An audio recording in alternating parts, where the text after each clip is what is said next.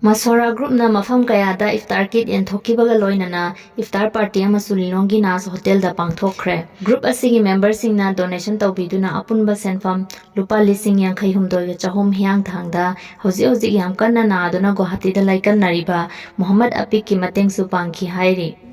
Aisu sumaina mateng pangani haiba wakhal singan di pangda he no chala kamatai Saudi da laikiba na daga Oman da laikiba mi kogi aman pesa yauri yasi.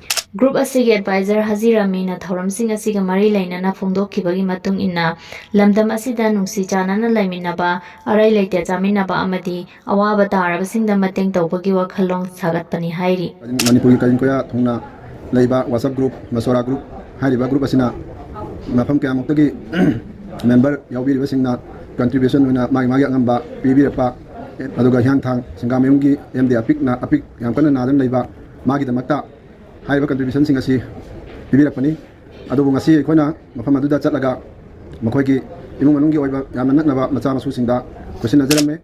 Thoram aduda Mashwara group ki admin 𝐾𝐠 na mateng tawbirapa member singbusu thagatpa phongdokhi loinana humanity ground da mateng tawningba miyoi singbusu group asida yaubinaba praja mayamda mahakna appeal tawragli.